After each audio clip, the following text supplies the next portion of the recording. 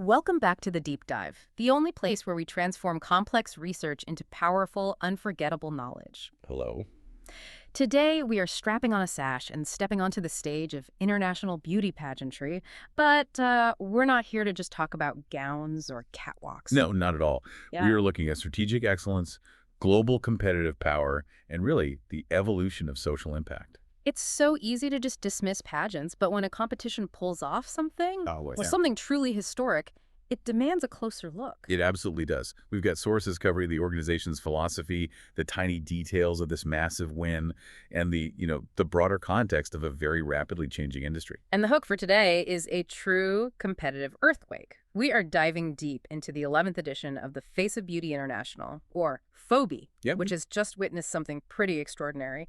The first ever back-to-back victory in its entire history, claimed by a single country, the Philippines. That's right. On Sunday evening, November 30th, 2025, Nikki Buenafe Cheveh of the Philippines secured that Obi crown. Immediately after her compatriot. Immediately after Jenny Isabel Bilasano's 2024 victory. Hmm. And, in the world of global competitions, whether it's sports or pageants, back-to-back titles don't signal luck. No. They signal a calculated, professionalized strategy. So our mission today is to peel back all those layers. We need to understand not just how the Philippines won this crown, but why this FOBI title has become so valuable. What does FOBI even stand for with its advocacy-first structure? And how do its surprisingly progressive rules, or maybe its flexible interpretation of those rules, position it against the big legacy pageants we all know? Let's unpack all of that, and I think the best place to start is with the facts of the 2025 triumph itself. Absolutely. The sheer magnitude of this achievement only makes sense when you look at the logistical and competitive context of the event. Let's focus on that defining moment. I mean, when you have the pressure of following up a victory, right? Yeah. When every other country is intensely studying what the previous winner did. The pressure is immense. The level of preparation for Nikki Buenafe Cheveh must have been, I don't know, almost military in its precision. I think so. She was formally crowned Face of Beauty International 2025 on Sunday evening, November 30th, and she bested a field of 32 other highly prepared international contestants. Okay, 32. That might sound a little small compared to, say, Miss Universe with its 80-plus competitors. It does, but the concentration of competitive heat is often much higher in these smaller, highly focused competitions like FOBI. Right, there's no filler. No filler at all. And where did this historic moment actually happen? We need to nail down the geography of the win because, as our sources show, there was some initial confusion about the venue. There was. The coronation was held in Taichung, Taiwan. Taichung. Okay. And what's fascinating here is the logistical confidence FOB showed by choosing Taiwan as the host country for the second consecutive year. So they were there in 2024 as well. They were. The 2024 edition, where Jean Isabel Bilasano won, was held in Kaohsiung, a different major city in Taiwan. So OFO is keeping this successful partnership with Taiwan, but they're shifting the spotlight internally from Kaohsiung to Taichung. Why is that distinction important? It's crucial because some of the data in early reports got it wrong. While Taichung was the definitive crowning location for the 2025 event, a lot of online sources and early news just cited Kaohsiung again. Assuming continuity, I guess. Exactly. It happens all the time in the pageant world. Mm-hmm. But the shift to Taichung, a major cultural and economic hub, shows that FOBI can operate successfully across different major Taiwanese venues. Which signals strong operational support from, local governments or tourism bodies? It has to. They're investing heavily in a consistent geographical location for their event, which reinforces the organization's stability and seriousness. Okay, so let's move to the main event, the back-to-back significance. Why is this victory so seismically important for the organization and for the national franchise that pulled it off? This is a real watershed moment. It's the first time a single country has achieved consecutive wins in the entire history of Face of Beauty International. Wow. And when a national organization, in this case the one managed by the ALV Pageant Circle, achieves that, it proves they're deploying what our sources call a highly successful and professional strategy.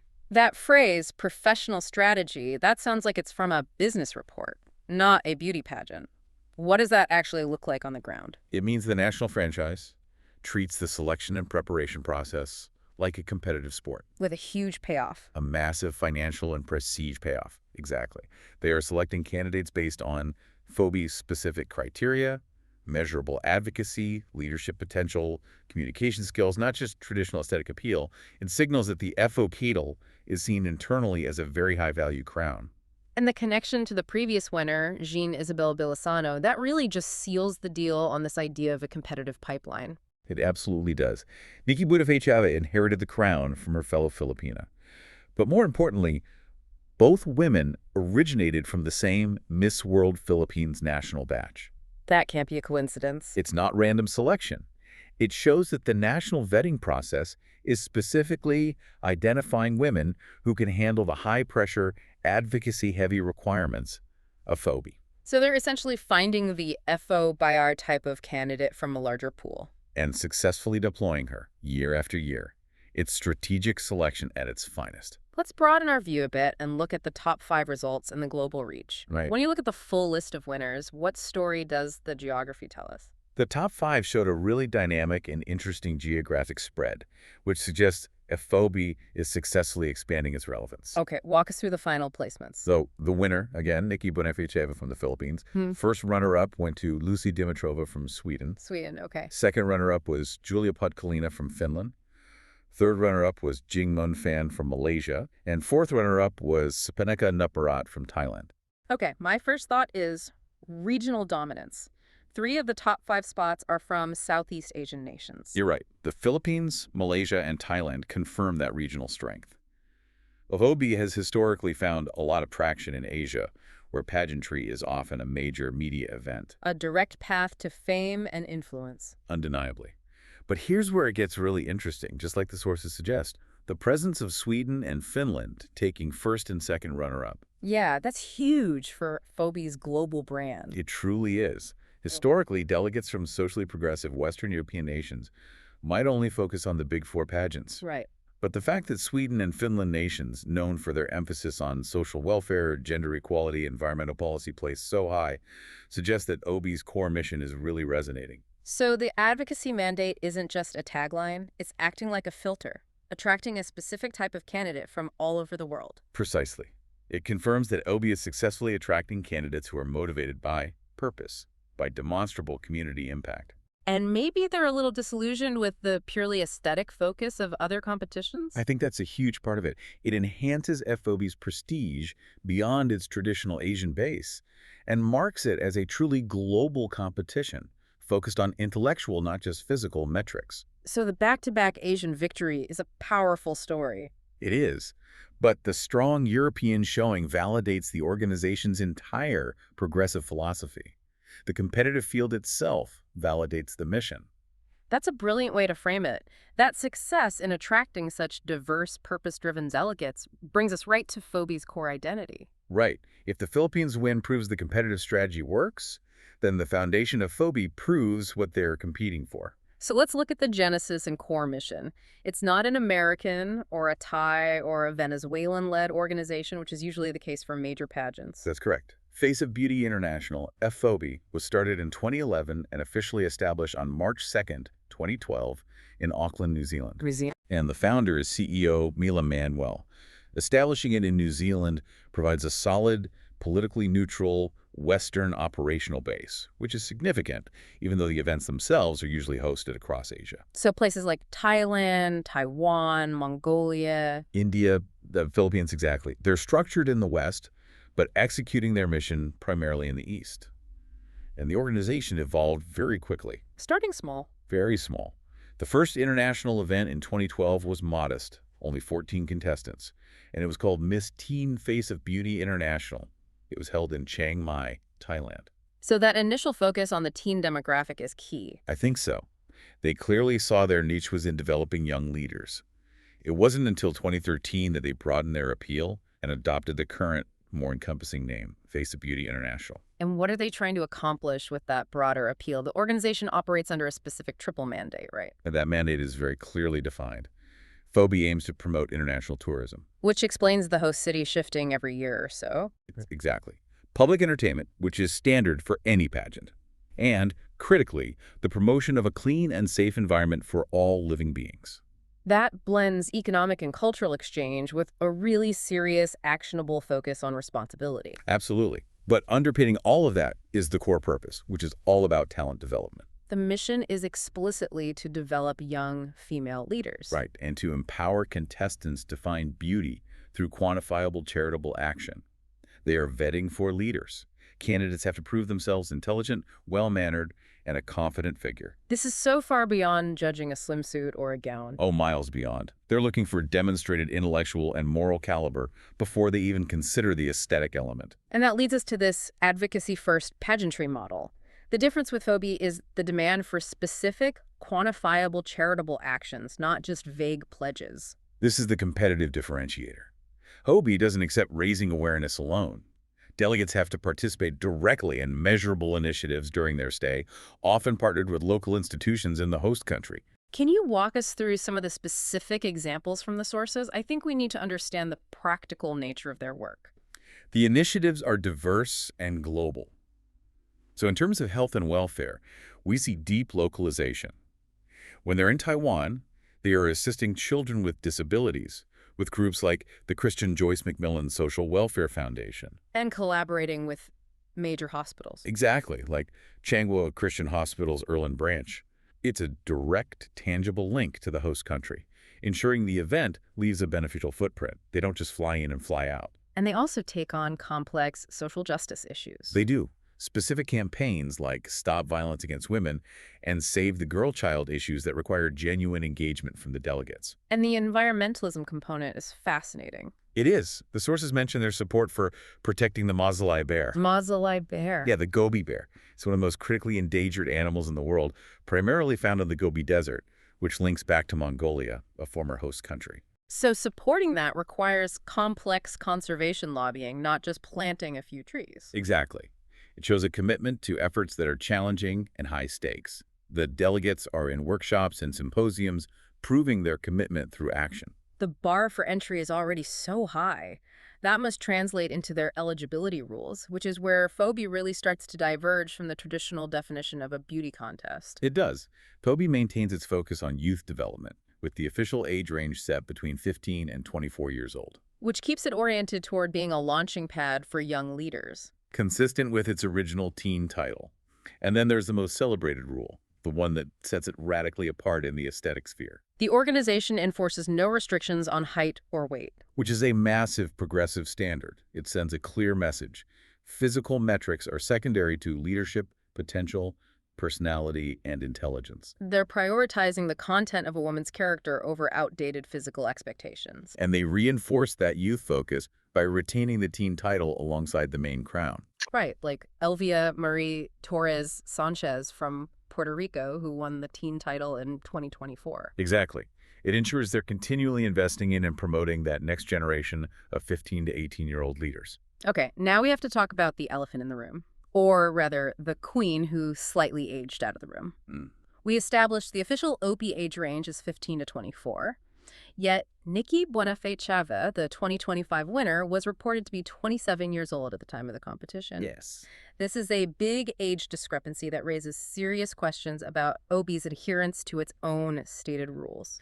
This is where the critical analysis of the sources is essential. This discrepancy forces us to ask, does Opie strictly adhere to the 15 to 24 rule, or is there a strategic loophole? I mean, if they are so dedicated to being an advocacy-first organization focused on youth development, doesn't allowing a highly experienced 27-year-old veteran who is significantly past the upper limit undermine their entire stated mission? It creates a fascinating competitive paradox. On one hand, Phoebe's stated mission is youth development. On the other hand, the reality of securing a high-value, historic back-to-back win requires deploying a proven veteran candidate. So we have two likely scenarios here, right? Either the rule is flexible for candidates coming from, strategic national systems like the ALV Pageant Circle, or Phoebe is quietly prioritizing proven leadership over potential leadership based strictly on age. I lean toward the latter. The sources suggest FOB might offer a slight flexible age allowance for experienced national winners. But why? Because a 27-year-old veteran like Cheveh brings an established advocacy track record, the Deep Well Project, years of campaigning, that a 20-year-old just might not have achieved yet. So for a pageant that values quantifiable action above all else, Waiving the age rule for someone who can guarantee that level of impact becomes a strategic competitive decision for the organization. they're essentially saying, we will bend our internal rule if the candidate can maximize our international platform and deliver measurable results immediately. Precisely. If they let a proven advocate compete, that person's success immediately validates FOB's claim that its titles lead to real-world change. It's a pragmatic exception, demonstrating that the organizational priority is impact, not rigid age adherence. That is the ultimate strategic trade-off. They might slightly compromise their youth development narrative to amplify their action-oriented leadership claim. And that brings us right to the woman who navigated this strategic environment perfectly. Nikki Buenafe Cheveh's biography confirms she was the ideal candidate to secure this victory. So let's talk about her biographical context and her pageant journey. She's a 27-year-old Filipina Iranian from Binamali, Pangasinan. And as we noted, she is a true pageant veteran. She started joining pageants at the age of 10. At 10 years old, so that's 17 years of competitive experience leading up to this. It speaks to an incredible level of discipline and persistence. Before UFO, she held the title Miss Multinational Philippines 2024, and she competed in one of the most intense national searches, Miss Grand Philippines 2025. So she was already competing at the highest national levels. Absolutely. Which leads us to the critical strategic move she made, which I think really elevates the perceived prestige of the FOB title. Okay, what was that? This is a defining detail.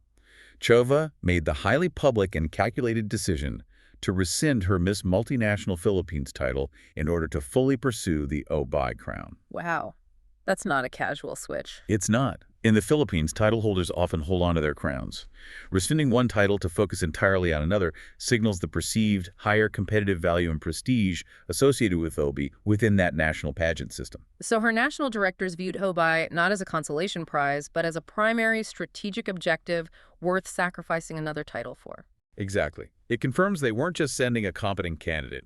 They were sending a top-tier, battle-tested veteran specifically optimized for FOBI's mission.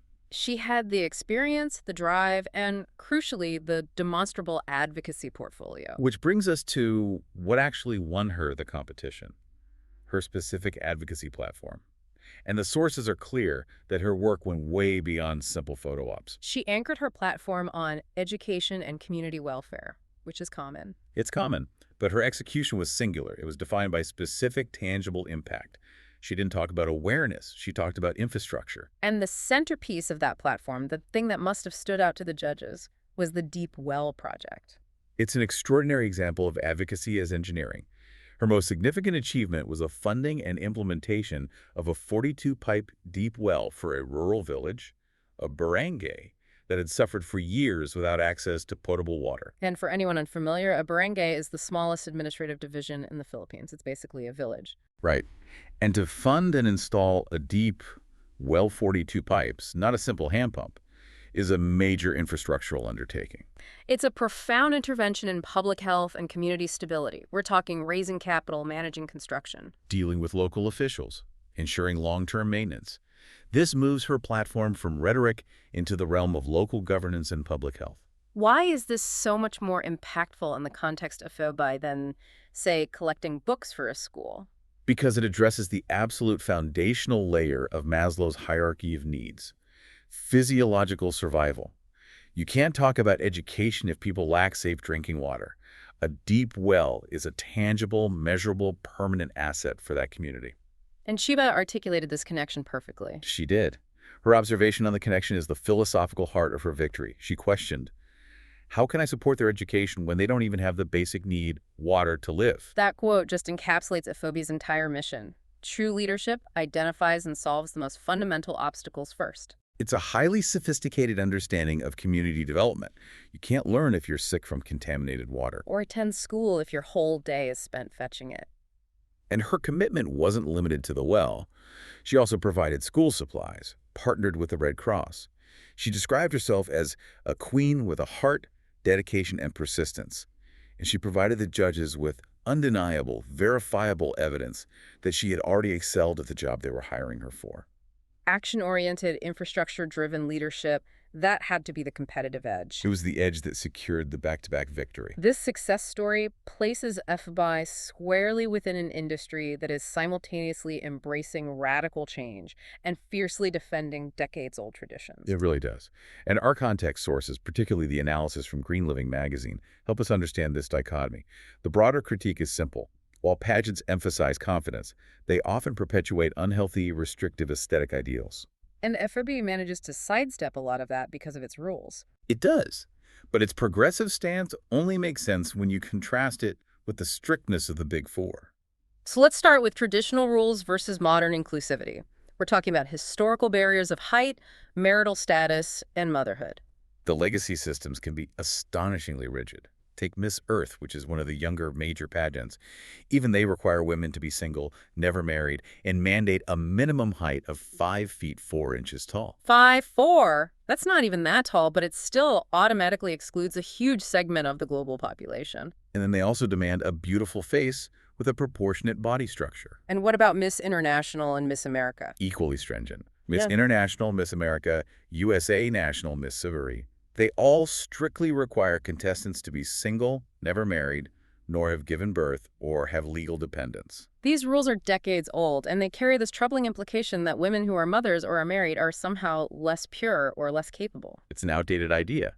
And when you hold up FOB's stance, no height or weight restrictions against these legacy rules, FOB suddenly looks like a beacon of radical inclusivity.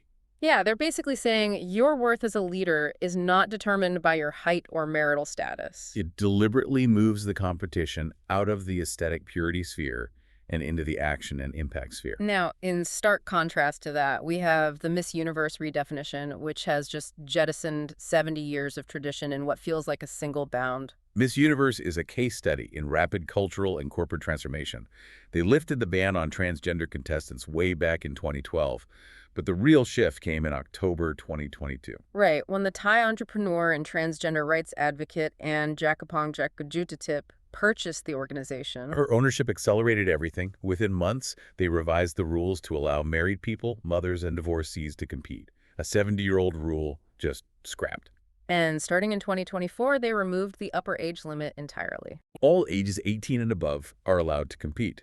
Now, this is radical inclusivity, but it has drawn criticism. How so? Some argue that pageants should retain age requirements because they function primarily as platforms to develop young women, a launching pad for their careers. So if the age limit is gone, does it just become a contest for established, older professional women, displacing the youth development focus? That's the essential question. Is it designed to find established leadership or cultivate future leadership?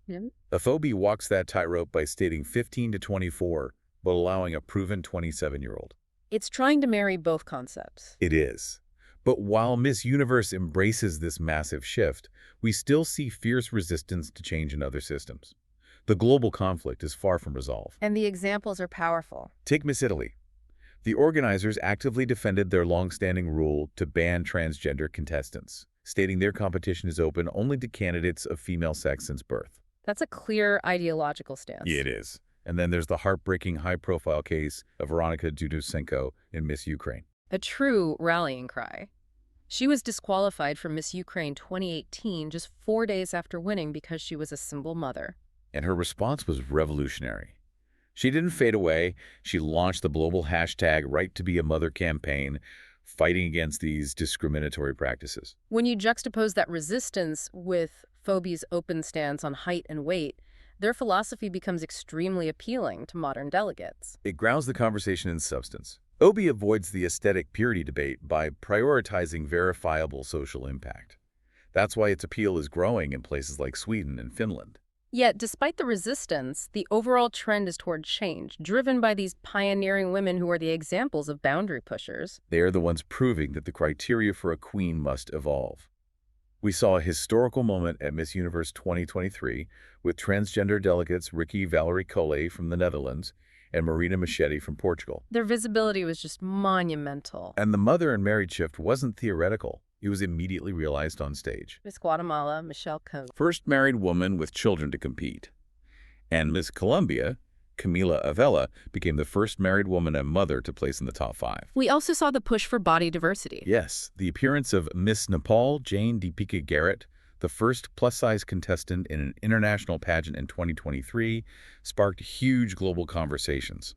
Her presence alone validated so many women. Even aesthetic rules are changing. Miss France 2024, Eve Gilles, one with a short pixie haircut. Challenging the long hair tradition, exactly.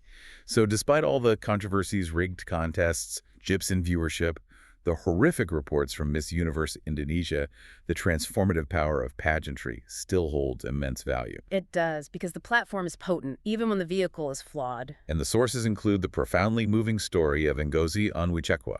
She was a Mrs. Universe contestant, won the Exceptional Lady crown. She used her platform to uplift suffering women, turning her own diagnosis of stage 3 rhabdomyosarcoma at age 42 into a source of inspiration. That kind of story shows that the title is merely a tool, and the true power lies in the woman wielding it. Her quote captures that resilience perfectly. She said, "Through my voice and visibility, I aim to motivate those struggling to live boldly. My story proves it's never too late to turn your struggles into triumphs." That is the enduring value that Efobi is tapping into. The value of using the crown for demonstrable positive change. And that brings us right back to Nikki Buenafe Cheveh and that Deep Well project. So if we were to summarize the key takeaways from this deep dive, it's really a story of strategic success built on a unique organizational ethos. It is. We witnessed history. The first ever back-to-back FOBI victory for the Philippines, secured by Nikki Buenafe Cheveh on November 30th, 2025 in Taichung, Taiwan. A feat that confirms the competitive brilliance and professional strategy of that national delegation. We established FOBI's unique identity as an advocacy-first, New Zealand-founded organization dedicated to developing young female leaders through specific, action-oriented charity. Their work is so globally impactful, from infrastructure to assisting children with disabilities in Taiwan and crucial conservation efforts like protecting the mausolei bear in Mongolia. And we learned that Cheveh's crowning achievement, that 42-pipe deep well in a rural barangay, perfectly embodies Obi's philosophy, that true leadership means focusing on practical infrastructure and basic human needs first. And finally, we analyzed how FOBI's progressive rules, especially its crucial no height or weight restrictions, position it as a powerful, inclusive contrast to the often still restrictive rules of legacy pageants. Even as Miss Universe radically redefines the rules for mothers and older women. The sources show us a clear trend. The most successful contemporary pageants, like Obi, are moving away from just judging aesthetic criteria. They are demanding tangible, measurable evidence of social change and leadership potential. The victory of Nikki Buenafe Cheveh really emphasizes that a queen's ability to implement critical public health infrastructure now holds equal, if not greater weight than her performance on the stage. Which is the final thought we want to leave you with. Building on the measurable success of FOBI's model, what global impact could Cheveh's clean water and basic infrastructure advocacy achieve during her reign? Now that she holds the international title, she has the power to amplify her voice and replicate that deep well success on a continental scale. That potential for scalable, actionable leadership is the true prize in the modern pageant world. That's something to mull over as the new year approaches. Thank you for diving deep with us. We'll catch you next time.